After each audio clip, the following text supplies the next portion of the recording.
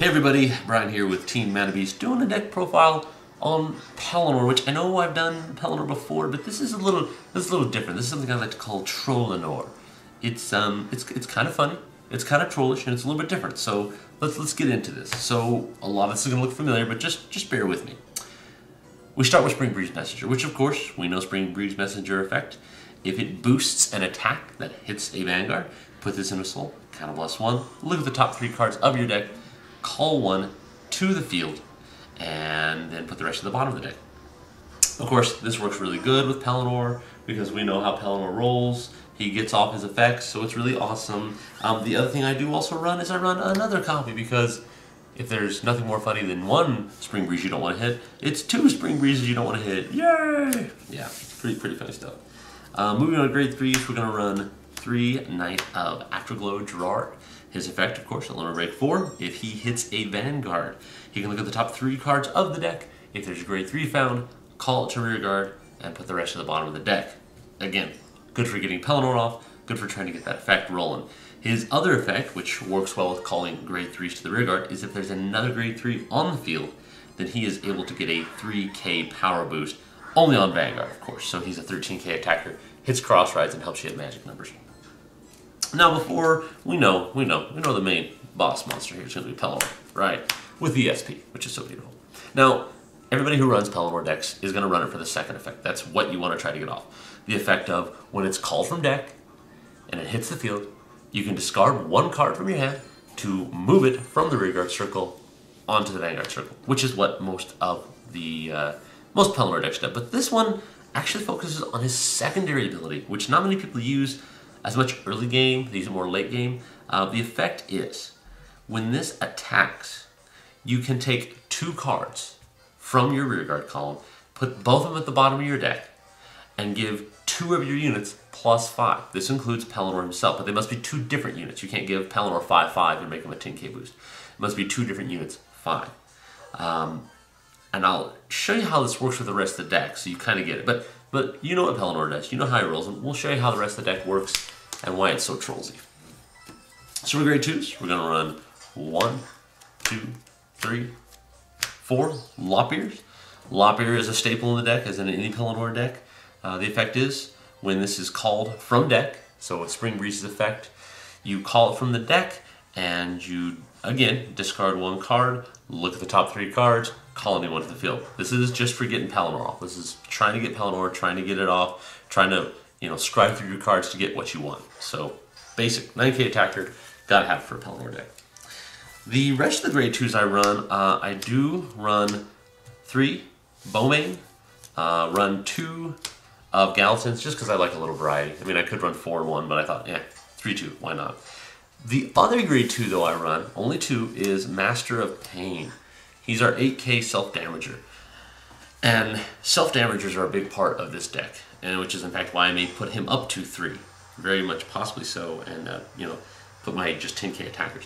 The reason he's so important is he gets us to limit break 4 early, which is what we want to do with this deck.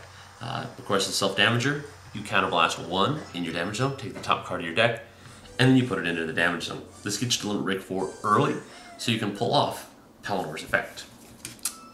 Alright, now let's move on to grade 1s here. We're going to have 1, 2, 3, 4 perfect guards, because perfect guards,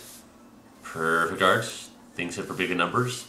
You don't want to get smashed in the face for big numbers, unless you're going against Die Kaiser and then 2 perfect guards, please don't hit me. Yeah, pretty good. We're going to run 2 of Knight of Elegant Skills, Gareth. He's our 8k attacker. He's great behind our 10ks to hit 18k numbers. He's really great against behind Gerard to hit those 21k numbers. And again, just a solid 8k vanilla. Really good turn 1 ride, and just still good bread and butter. Now, our rest of our grade 1s, we're going to run 1, 2, 3, 4 Dindrane. Now, in a normal Pellinore deck, the idea is you don't want to draw, because the idea is you want to possibly get that Pellinore off the top deck. In this deck, we're more concerned about hand size. Dindrane's effect, of course, if it's called from deck, call it to the field, Soul Blast 1, draw a card.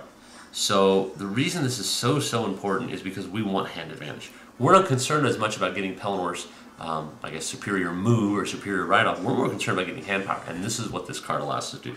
Plus, it's a 6k attacker, 6k boost behind our 10ks to hit magic numbers. And again, we'll kind of show you how that works later on here. The other grade 1s we run are 1, 2, 3, 4, Disciple of Pains. This card is, again, self-damaging. You gotta get to high numbers, and the other goal is to get cards out of your damage zone, to get the Liberator 4 early, to call stuff to field, to call back into deck. It's all about getting a ton of hand power so you can use Pellinore's second skill and not be hurting yourself that bad. So again, self-damagers, OP. For triggers, we're gonna run 1, 2, 3, 4 heals. Because, you know, pretty heals, yay. We're going to run 1, 2, 3, 4 crit, and only 4 crit. This is the Flame of Victory. Of course, you can put it in your soul, give +3 to any of your units on the field. Just a good crit, helps, has effects. And the reason we only run 4 of the crit is because we're going to run 1, 2, 3, 4, 5, 6, 7, 8 draw. This, again, as I said, is a very draw-heavy deck. We're not trying to hit him with crits. The other deck was more concerned about trying to hit him with crits, trying to hit him with you know, multiple attacks with Pellinore, getting that off. This deck is more concerned with hand power. And let me kind of show you how this works and how we would make something like this work. So if we had Pellinore here on Vanguard, if we have a ton of hand, here's what we can do. Let's just say we're at a turn where we have 3 damage, okay? So what we do is, we have Pellinore, we can call here behind Pellinore, so that's going to be self-damager, gets us to 4, and at that point, let's just say we put something like this here. We could, you know, even if we wanted to get rid of another one, usually I'll put triggers there, and then I'll do this magic field. I'll put this here, and let's just say I got a spare Dindrane in my hand, okay? This kind of field setup is awesome. Because what we do here, this will hit a 9k attacker, so we attack with this for 9k. We attack with Pellinore. We're going to put these 2 at the bottom of the deck. Give 5 and 5. Right now, this is a 26k row. Attack with here, reveal triggers, put any triggers over to here, triggers onto here, at least 1, it's a 31k row. Then after we're done, let's just say we had a crit here in the damage zone. We're going to put the crit back, but because we have a lot of self-damagers cycling the cards, we've just cycled back those triggers back into our deck. We keep essentially taking cards we want and putting back triggers we don't want into the deck so that we can keep revealing them.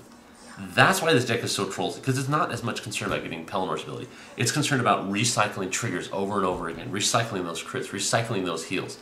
And the reason why we're okay with that is because we've got these 4 cards that are going to draw first. We have 8 draws and a total of the ability to draw a possible 12 cards off of these effects. So that's why this deck's so trollsy. I faced a, what was it, a Angel Feather deck, and I attacked and put 5/5 to a row just like this, and I hit a crit and a heal. So I healed because I was at, again, self-damagers are really good if you're fighting against somebody in there at 4. If you're at 4, self-damage yourself, they don't get a heal.